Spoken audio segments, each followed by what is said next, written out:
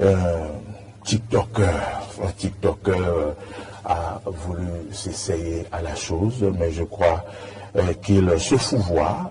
Il a mis les pieds dans le plat. Je parle d'un certain Aristide Kanassou qui donc a fait une chronique sur TikTok pour se servir d'une déclaration que vous avez eu à faire sur ce plateau pour donc attaquer les efforts faits par l'honorable Afiavi Prudentiaux. Et nous pensons quand même qu'il faut dire halte à la récupération de l'hommage. J'ai été surpris de voir qu'une partie de ce que j'avais été dit a été coupée pour pouvoir en servir de ce que sur TikTok, les gens sont à l'affût des abonnés, le nombre d'abonnés, le nombre de vues pour pouvoir gagner de l'argent et donc parfois tout le monde... Toutes les attaques sont bonnes. Sachant très bien que c'est ce qui est mauvais qui malheureusement prend de l'ampleur sur TikTok.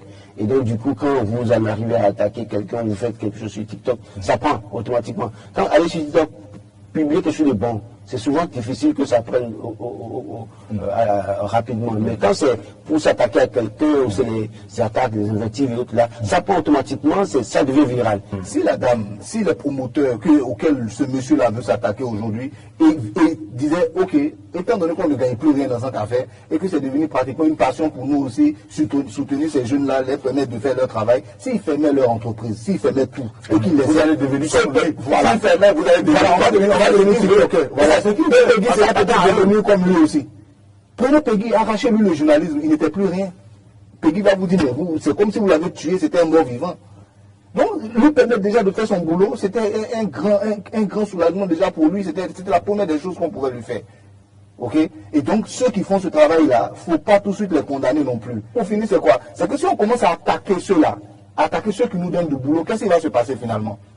Ceux-là vont se décourager. Ils vont dire, mais si finalement on doit me mettre tout le temps dessus, à quoi ça me sert de faire encore une entreprise de presse pour que je soutienne des gens et qu'à la fin, c'est eux-mêmes encore qui vont s'attaquer à moi. À quoi est-ce que ça sert finalement? Et donc, il faut savoir là où la lutte se situe. Je voudrais clôturer avec ce sujet en disant une fois encore merci à la ministre conseillère Claudine Afiavi Prudentiaux qui ne cesse de faire, de donner du bonheur à des personnes.